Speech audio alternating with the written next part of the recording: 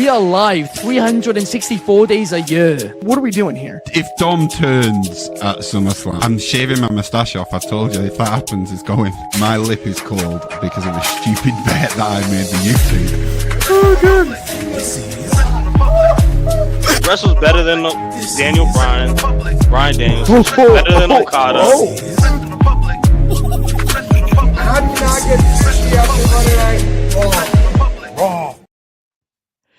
Good evening from Swansea, wrestling fans. I'm your host, Ben Allison, and you are watching Wrestling Republic's daily broadcast, and we have a huge show for you guys today. We're going to be debating who the best member of the Shield is, and I'm excited for that one. Plus, we do have to talk about the unfortunate news that Chad Gable is injured, plus the fact that 2 gauntlet matches have been announced for All in Texas, and of course, what the hell Roman Reigns is going to do at SummerSlam. A very hectic show, and of course, for that, I need the most hectic panel. How are you today? Kicking things off with Clark Taylor. I'm doing well. I feel like I never left the microphone. 2 shows yesterday. I'm stoked to be back, but we've got Big Arch here. We've got the Wednesday crew in the building. I just totally spoiled the next intro.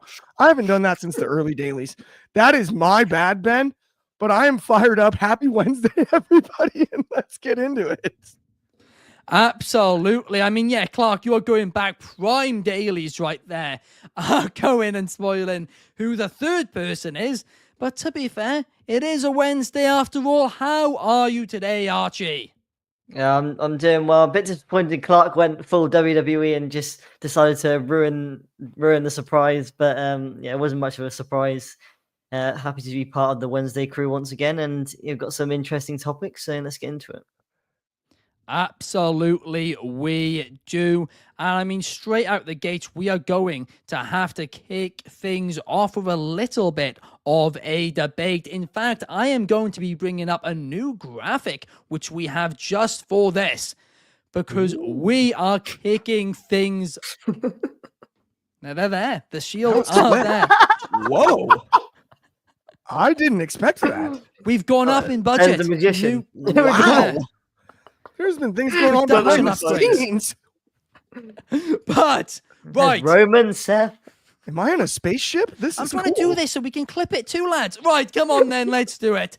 Because we do have a couple of comments I'll read out first. Firstly, Numero 1 Superfly, shout out to you. Also, I Make Beats, shout out to you as well. I hope you guys are doing great. Let's get straight into it and let's debate who the best member from the Shield is. Because in my opinion, it's a no-brainer. It really isn't. I mean, Roman Reigns has main evented 10 WrestleManias. Nobody else in the history of professional wrestling has main evented 12 WrestleManias. That is an absolutely insane stat. But just in case that wasn't enough, let's talk about his championship reign. 1,316 days he held that undisputed championship. In modern times, that is literally unheard of. It is unheard of since the 80s. And I mean, I just can't really see an argument where for any of the other 2 guys, I really cannot, because Roman Reigns has proved time and time again, he is that guy. He is the face of that industry, of this industry. But the one thing which he's done, which neither Moxley or Rollins have done, is he has overcome fans being against him. The fans said Roman Reigns is overrated. He isn't the guy. They are shoving him down our throats. Guess what? He came back from that. He recovered, and he was the only one of the 3 to have to face something like that, and he did it successfully. Quite frankly, I think you can make a case for Roman Reigns being the GOAT when it's all said and done. But Clark, I'm going to pass it to you next. Who do you think is the best Shield member? So I hear where you're coming from. For me, it's Dean Ambrose. Not necessarily Jon Moxley as it says on the graphic, but it's Jon Moxley too. We know they're the same guy at this stage. Come on now. But here's the reason. Jon Moxley is the reason that Seth Rollins and Roman Reigns are relevant right now. Moxley was the original mouthpiece of the Shield. Neither one could talk. Neither one could do anything. When they faced in the triple threat, yes, he got that victory. But what Moxley has given to the industry is not only 2 stars in a competitive brand, to his own WWE. But now he's gone to AEW and built a legacy there outside of the company and propped up other stars in the industry from AEW multiple times. People that have found their way to WWE. The most important and best member of the Shield is Jon Moxley. It's Dean Ambrose. No doubt in my mind when it comes to that. The guy knew what he was doing before the other two did. That's the key to the argument for me. And he gave us the opportunity for people like Roman Reigns and Seth Rollins to overcome the criticism and to overcome maybe some holes in their game when it comes to in-ring work, when it comes to mic work. We've seen it all. Jon Moxley gave the blueprint. They didn't call him the architect. That was Seth. That was a gift from Dean Ambrose. Seth being the architect. Roman Reigns, yes, they of course strapped the rocket to his back, and it is hard to argue with 10 WrestleMania main events. But Jon Moxley, formerly known as Dean Ambrose, is the most important member of the Shield, and in my mind, that makes him the best. Well, I am going to have to rebuttal that in a second because I have some things to say about that. But before I do, Archie, I want to know, who do you think is the best Shield member? So I've got to go for the guy that has not just been overlooked by you guys, but also by wrestling fans in general, which is Seth freaking Rollins. I feel like he does not get enough love. And the success of Roman Reigns, the success of Jon Moxley, I've heard Clark say that it's Jon Moxley that helped Seth Rollins and Roman Reigns become who they are today.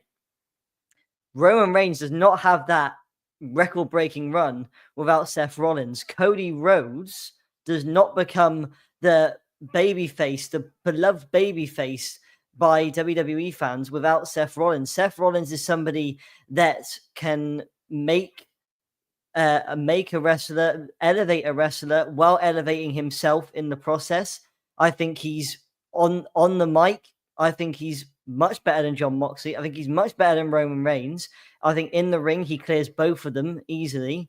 And if I want somebody on my roster, it's going to be Seth Rollins that I choose over Roman Reigns and Jon Moxley. And you can mention the 10 WrestleMania main events with Roman Reigns, but I mean, does being the boss's favorite really make you the best Shield member? Because what we're doing here, because then is John Cena better than Chris Jericho? Is John Cena better than Ricky Steamboat, for example? That's the kind of argument we're going with here. Seth Rollins, he's the most underrated and best Shield member, and he deserves more love from fans in general. I'm going to firstly rebuttal you, Clark, and then I'll let you give you an opportunity to do so as well, You right? can tell. What did I strike a chord? Yeah, right? Because you can say all this, but the fact is, I like Jon Moxley. I like Jon Moxley. But at the end of the day, he's done a lot outside of WWE and it's been incredible. But he had to leave WWE because he couldn't stand out there enough in comparison to a Roman Reigns, compared to a Seth Rollins even. This guy kind of was getting lost in the shadows. He couldn't do it in the big leagues. Now he has gone elsewhere and made the other leagues bigger than they were previously. He has done that. Fantastic stuff he has done. But he is not a mainstream guy. He is not somebody who transcends professional wrestling and breaks records. He is just, a really, really great wrestler, but I wouldn't say he's better than that. I've got an idea for you, Ben. I think to open the show from now on, you should walk in with a red wagon, and then we'll see what you think about Dean Ambrose. I think we have you bring a red wagon to start the show every time, and then you tell me it's his fault when it comes to things like that. Then you tell me the same. We'll give you about 6 months of red wagon work. Roman Reigns had dog food. He made a decision to leave. He went to the other team, and at the time, the other team was stacked. Guys like Cody Rhodes, who were named earlier, rightfully so. Jon Moxley was rubbing shoulders with. Jon Moxley has affected the industry of the three equally as much. The question is, who is the best member? Yes, he has. Yes, he has. By working in AEW, the face of the industry. I am not going to take away the WWE, the big bad boys, and Roman Reigns, their poster child, that exists. if John Moxley doesn't exist, main eventing shows in the challenger brand AEW, it actually hurts the value of Roman Reigns in WWE. That is the truth. It hurts Roman Reigns' WWE, I value agree, in but I don't think Moxley's WWE responsible for that. I do think so too, The- because guess who talked for the Shield the entire time the three of them were together? But here's John Moxley, Dean the Ambrose. thing. Here's the thing. I actually do agree with Clark in a way that Roman Reigns was pushed as the poster boy of it, and Seth Rollins and John Moxley were overlooked in that sense. They kind of had to That's make bigger they pressure. they He kind was of had silent to, when they they kind of worked had together. to they kind of had to make their own gold in a way.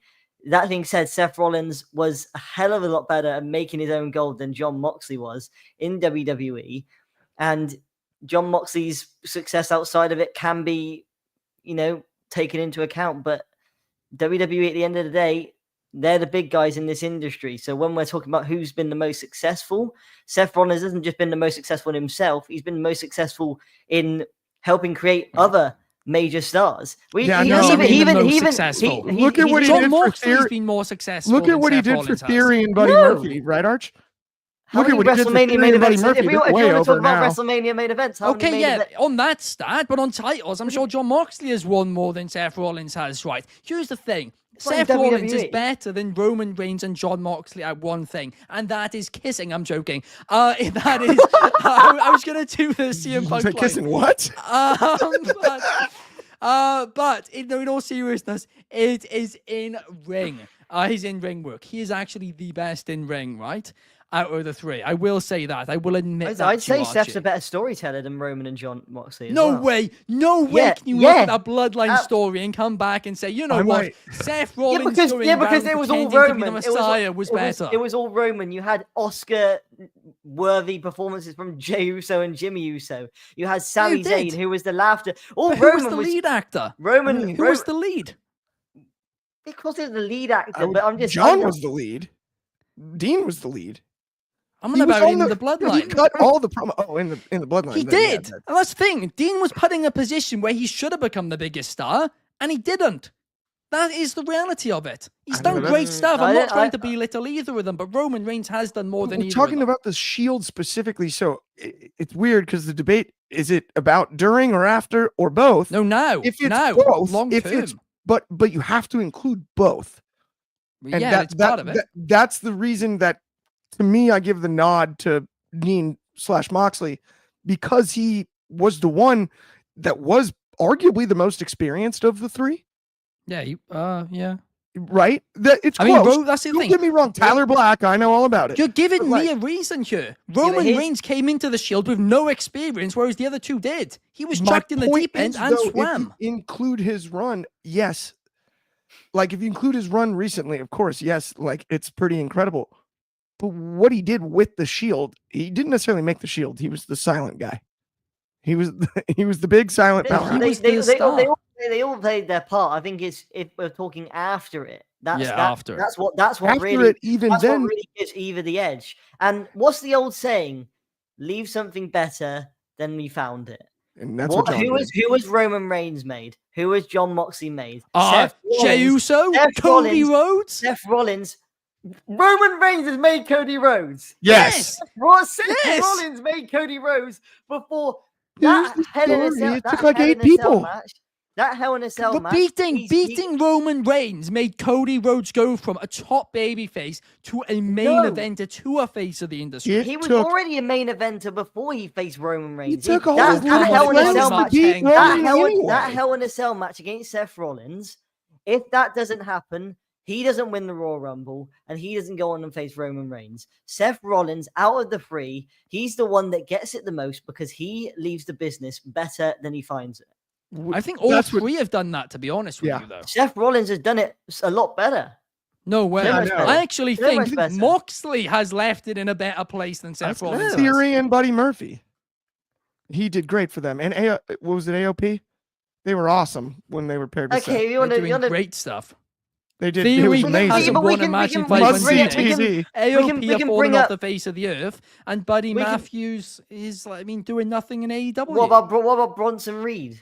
Bronson Reed now, who's he had a Well, it's feud with early Seth Rollins days. just We last couldn't year. look back but on he had it a in 10 feud with years' Seth time Rollins. as that. He had but a he feud with hasn't. Seth Rollins wait a last minute, year. are you saying that we can bring up all these kind of scenarios where it's not Seth's fault that the booking meant these guys haven't reached the heights that we expected them to. It's happened with Roman Reigns before. Roman Reigns has helped bury talent, if we want to say that. I mean, look at Shout out Baron Gene Corbin. Snitsky. It's not my fault.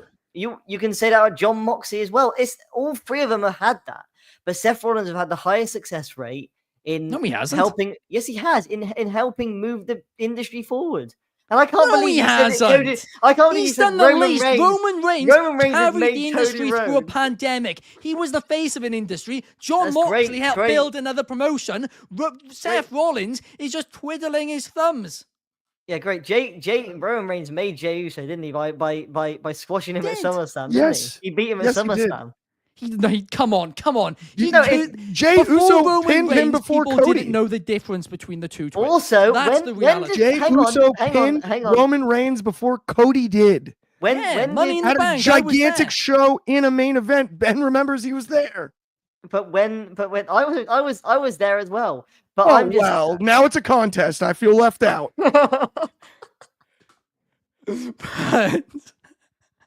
But let's actually head to the comments for a second, shall we? Right. Because we do have a lot of thoughts. We have T6 Warlord saying Mox is the only 4-time AEW World Champion. So John Moxley is his argument. Garrett Sari says the same thing. Actually, so does I Make Beat. A lot of people are actually saying John Moxley here. That does surprise me. Numero 1, my guy, is saying Roman Reigns because it took Roman so long for fans to start cheering for him. And then eventually they did. If anything, that's an argument against him. Roman No, it's took not. the long. He Roman overcame took it. Roman Conspiracy took against me? Roman That took- was Canadian. Roman took the longest to make a connection with the fans. Why'd you just say Canadian? He overcame it, but he took the longest to make a connection with the fans. So why does that? Come on, he so was why, chucked so, in the deep so end. why, Actually, I agree with Archie on Okay, this so one. was Seth Rollins. I keep so was cutting John Arch off. Moxley. You are Roman right about Reigns was that. pushed It as the took poster Roman boy. Reigns the longest. He was pushed as the poster boy. It took Roman the longest to make it Yeah. work. So And why, guess who had the so- highest ceiling? Roman Reigns. Oh no, there's Okay. It's a marathon, not that's a a sprint. different Show. debate, though. Roman Reigns won the See, marathon. highest ceiling and best member is a different debate. Because But it's all wouldn't part of the same maximizing your potential over time be of more value than having the highest Right. ceiling and approaching that ceiling? Would you say he's broken through it? I don't know. I don't think he's as big a star as he even could be, right? Because of the wasted Yeah. years. I agree. Roman Reigns got given all the tools to become successful in this industry. So coming up with, he overcame the We fans did overcame. booing He for had him. dog food spilled on him. Okay. Okay, the guy he also, by the overcame way, it. in reality, Congratulations, also Steph, and- the one thing I will say about Roman Reigns too, the guy deals with cancer day to day, Yeah. right? And like Right, yeah. that part of it too is another factor for. I'm not in a place where I would want to argue like, oh, because of inactivity, like the guy's overcome quite a bit outside of the ring. Yeah. No, yeah. But if you take that out of the equation, Archie, I hear where you're coming from in some ways. I mean, this is a tough one because really all three are Hall of Famers. We can all agree Oh, on they that. absolutely are. Yeah. Not Like, only there's are no debate both about that. first ballot Hall of Famers.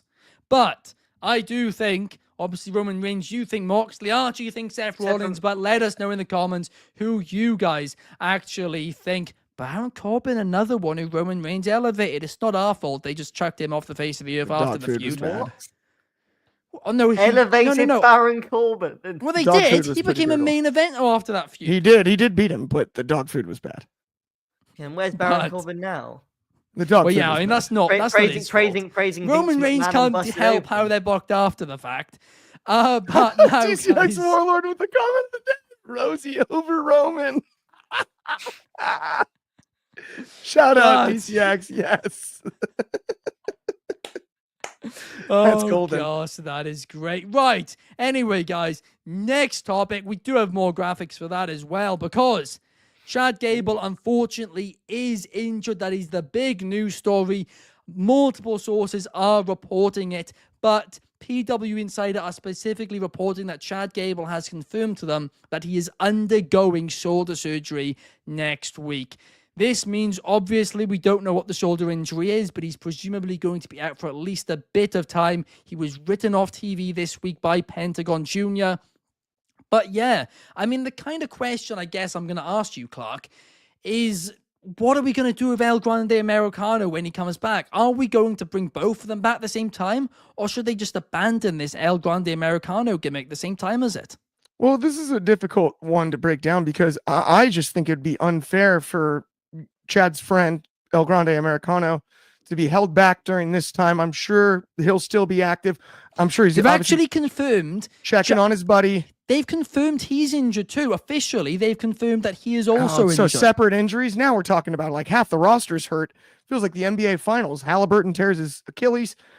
I mean, I don't know, man. I think El Grande, maybe shorter recovery time. I'm not sure. Did they confirm the specific details of the injury? I don't know, Ben. No. Yeah, see, so it may not be the same shoulder, obviously. And you know, to have two good friends at the same time be hurt, you know, maybe we'll be able to figure that out. Hopefully they can sort of recover together, you know, do the rehab assignments together. That makes things easier, you know. My heart goes out to both, I guess, Chad and El Grande Americano, but I do assume, based on the fact that Chad's injury we saw happen on live television, it will probably take longer for him to recover than El Grande. El Grande seems to be something smaller and obviously happened outside the ring. You know, so we'll see what goes down with those two. In all seriousness, I am here thinking either you do exactly what you just said and you have El Grande Americano come back before Chad Gable, in which case I actually wouldn't hate that. Or I think you might just have to, if he's going to be out for 6 months, I think you do have to just scrap this El Grande Americano gimmick. I don't love the scrapping it at this point. I think, El Grande has an elbow injury. Gable's is a shoulder. You know, two both different injuries.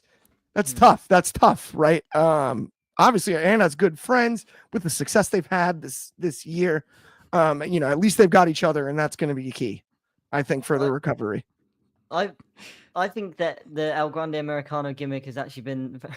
The D6 World would just say Ludwig Kaiser is El Grande Americano. Ludwig Kaiser is El. That would explain where Ludwig Kaiser has been. We know it's not Chad Gable. Could be anyone. I mean, to be fair, this El Grande Americano gimmick, it has started to grow on me a bit. So it's a shame that he's gotten injured just as soon as that's happened. But I mean, obviously one of the most up and coming wrestlers in the business. Talk about a hot new upstart. Yeah, I know. I mean, but Chad Gable will help. He's been wrestling for decades, I thought they said. Well, he's very experienced outside of the WWE scene. Yes, he's very experienced. I think they said 3 decades of wrestling experience, didn't they? Yeah. Oh, yeah. Yeah. That ridiculous promo package. The maths are going to be able to be checked on that one. In fact, you know what I'd actually do. To be fair to whoever it was, Ludwig, to D6 Warlord's point, I'd actually have somebody else now be El Grande Americano while Chad Gable's out, and just find somebody and give them a spray tan, and like even give them the like temporary tattoo that Gable's got, or something like that, and just try and keep it going. And Michael Cole's like, no, this guy's skinnier. I can tell he's a fake. And Pat McAfee or Corey Graves is trying to defend it. That's what they need to do here. They need to do something. It make me laugh if each week it's someone different that's El Grande Americano. There's obviously someone different each week. That Archie, that's genius. It's like somebody completely different in the outfit every week. Like fully different body type. I would actually lose my mind. That broke me. That would be the greatest wrestling story ever told. What they need to do is they need to be different heights, different weights, different skin colors. And every week, Pat McAfee is still Adam on their different people. And then the last week, just El Grande Americano becomes a woman. This is like when we had 5 points. This is like when we had 5 Doink the Clowns. And Pat McAfee's still trying to argue, he's just had a gender change or something in a week. I don't know. And then goes back again. They need to do something like that. That would be that would make the most of this unfortunate I know you're watching situation. I know you're watching Triple H, so make sure I'm getting a phone call from him actually right now. So Paul, We haven't said the word pivot. We're okay. We're okay for now. Yeah, But Hunter. Sorry, Hunter. talking about things Hunter. which are better than okay, let's talk about Etsy for a quick minute. Because if you guys haven't downloaded Etsy yet, what on earth are you doing? Because on Etsy, you can join us. We do streams almost every week on there. You can join us. You can join Clark. You can debate topics with him. You can have arguments with him about, I don't know, Cody Rhodes' tie clips. You can come on. You can put your mic on. It's an awful lot of fun. And it is free to download. So make sure that you go and download that. And while you are doing things, make sure to subscribe to our second channel, Wrestling Republic Undercard, for exclusive videos, clips, and more. Always an awful lot of fun going on over there. But up next, we need to talk about a little bit of All Elite Wrestling, AEW, because Tony Khan went to the Twitter machine. He got his tweeting thumbs out yesterday, and he tweeted that this year's All In will have not one, but 2 gauntlet matches. What do they call casino gauntlet matches in AEW? Yep. And of course, last year at All in Wembley, they did have one for the men's division, and I loved it. Being there live for it was a fantastic experience. It really added a whole other layer to the event and got more people on the card. But if I'm being honest here, I hate this. I don't think on your biggest show of the year, you can do 2 matches like this. What I would have done is, this year, I would have just done a women's one. Then maybe next year, I would have done a men's one and rotate it every other year. Or, if you don't want to do that, just have one at All In and then another one maybe at All Out or perhaps a little bit further down the year. I don't think they both need to be on the same card. But Archie, what's your thoughts? I disagree with that because, I mean, we're talking about things like, look at the Royal Rumble, for example, men's and women's matches. Look at the Elimination Chamber. Look at Money in the Bank. For me, the Casino Gauntlet is like AEW's Royal Rumble. They hit the jackpot with this match type, and it's one that I've been quite vocal about them kind of making it quite rare. And if they just saved it for their biggest show of the year, like WWE used to do for the Money in the Bank ladder matches at WrestleMania, then I'm all for that. I'm extremely excited for both of these matches. One thing what I love about them is it helps bring talent that maybe don't have a story going into the biggest show of the year. They're able to get on the card. I mean, you're looking at like someone like Konosuke Takeshita, who doesn't really have a story, but has been one of AEW's MVPs really over the past year, and he's able to get on the card with the Casino Gauntlet match. Athena as well, who thoroughly deserves to be on this card. She's once again involved with it. So I think it just creates the best of both worlds. Well done to Tony Khan for putting both matches on the show, because I think, look, I'm not saying that every title, every match type that the men have or that the women have, it should go to the men or it should go to the women. But in this case, I feel like it would have been a bit unfair if you put just a men's Casino Gauntlet match or just put a women's Casino Gauntlet match and didn't really take into account the wrestlers from the other division. So I think announcing both of these matches was a great idea. And yeah, my picks for it are Konosuke Takeshita and Athena. Definitely, I feel like they're 2 fantastic picks. Yeah. The one rebuttal I will have to this, though, this isn't their Royal Rumble. This is their WrestleMania. And both these match types are 45 minutes long. Yeah. So this is going to be an extra hour and a half on this pay-per-view. The Royal Rumble is now, obviously, there's 2 matches in it. But Triple H only does, another 2-3 matches? There's probably going to be, another half a dozen matches on this. This could go 5-6 hours because of this 2 matches. No, I can't hear you, Clark. The curse on the mute button hit you. I'm muted. I just was at Money in the Bank. They did too. Yeah. What are we No, doing? but Not only that, they don't long. have to be 45-minute ladder matches. Somebody can squeeze in and get one in 25 minutes. This isn't a ladder match. There This should is be their two. Royal It's- Rumble. Oh, the Casino Gauntlet. I'm sorry. It's basically Rumble-ish.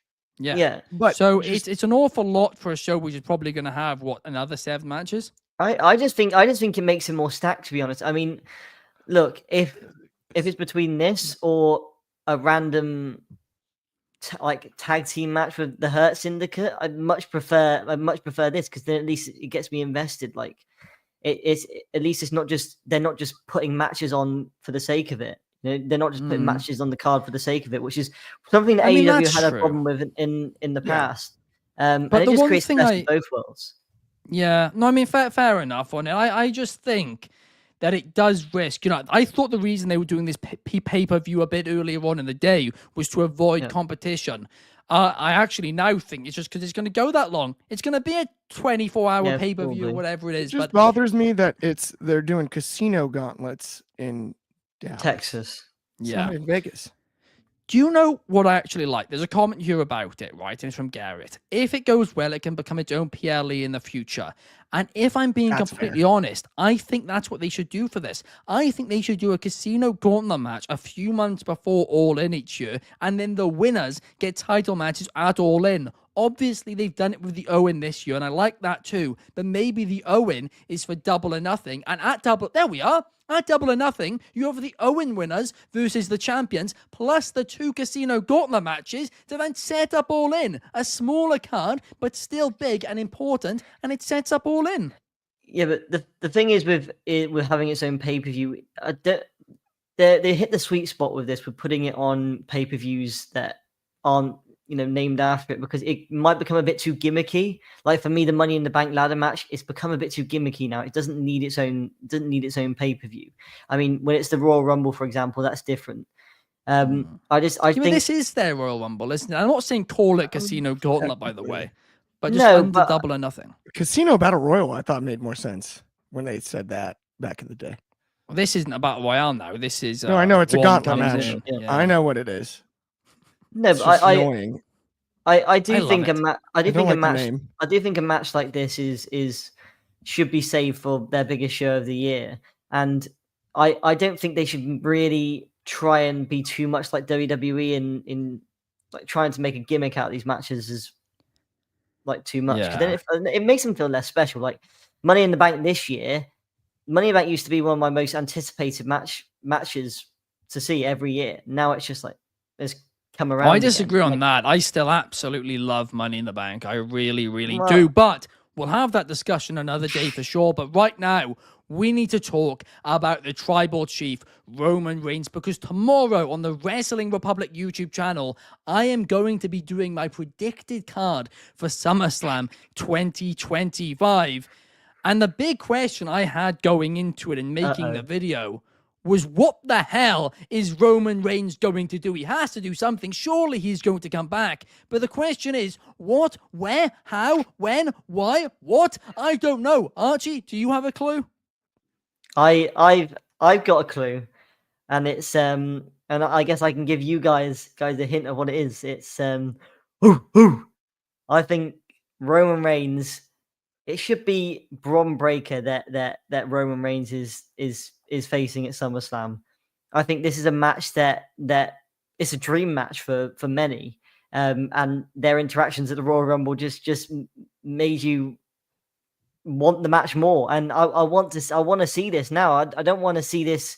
I don't want to see this kind of dragging out. I want to see Roman versus Braun Breaker at SummerSlam.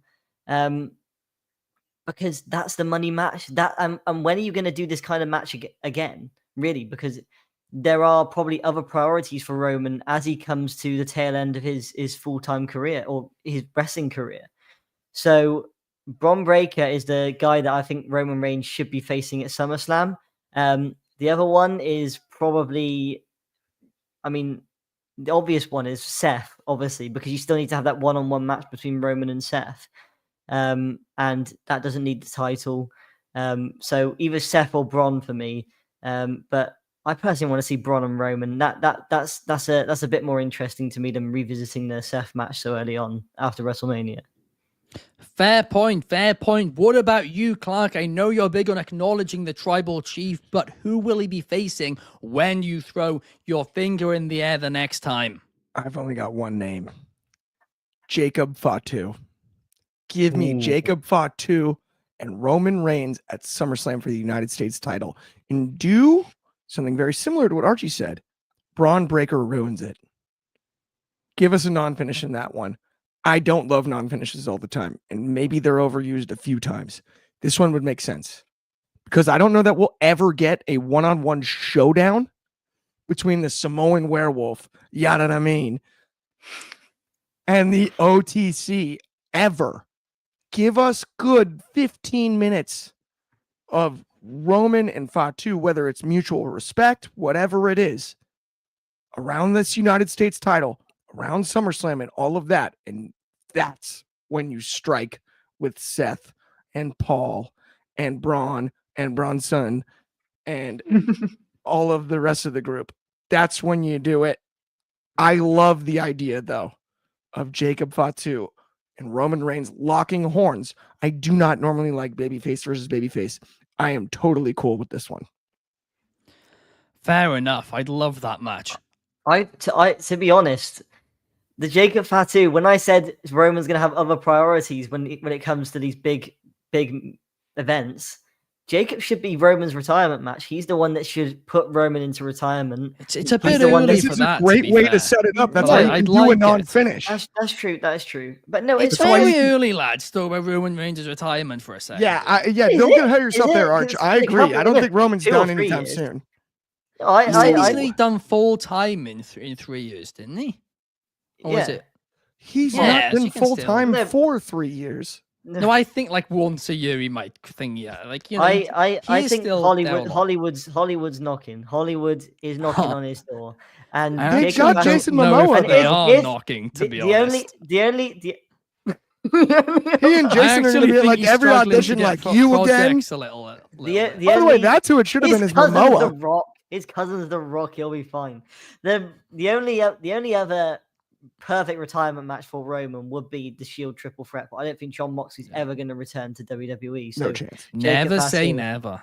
I reckon he will.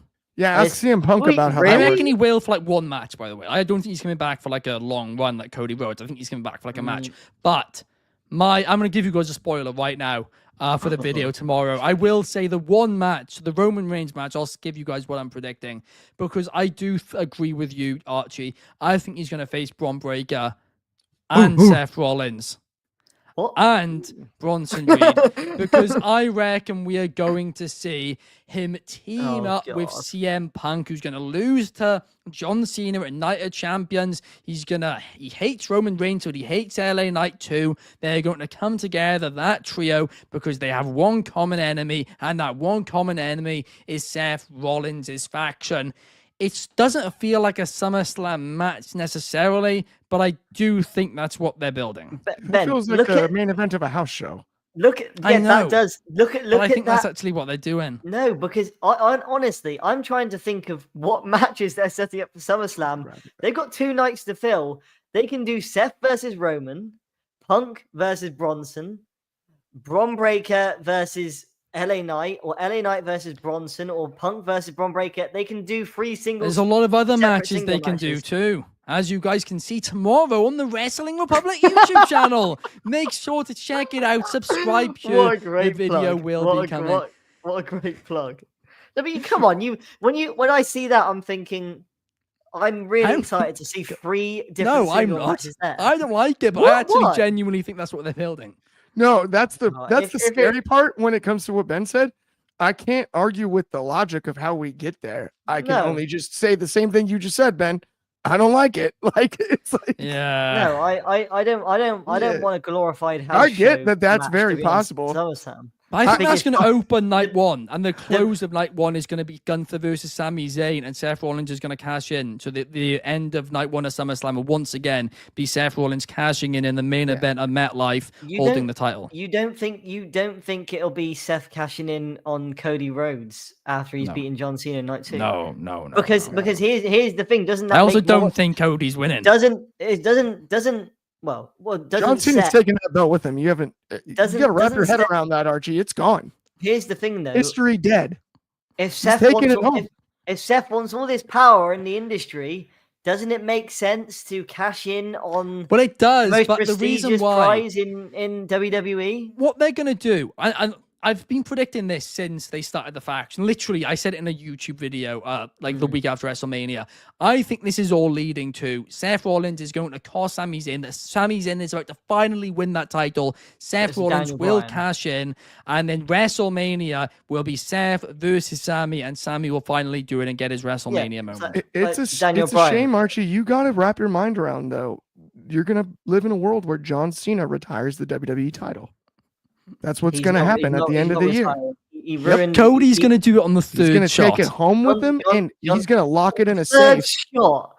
Fans are going to turn on him. That's what they're doing. See it again. Oh my God! Because this time it's going to be Travis Scott again. This time's the last time, Arch. You just gave me nightmares telling me that there's going to be a third Cody Rhodes and John Cena match. Two's enough. Trifecta.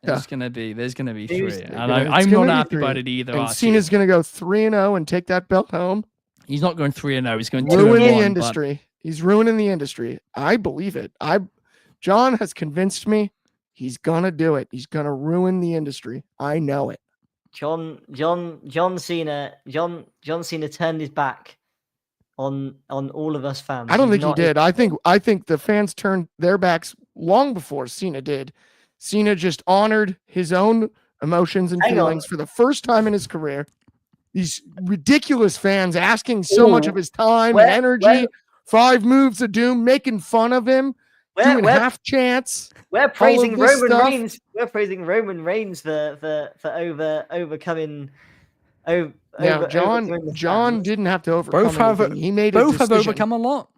Both are great. John didn't have to overcome anything. He made a decision. He said, I'm just done dealing with, I don't have to be nice to you guys anymore to win matches.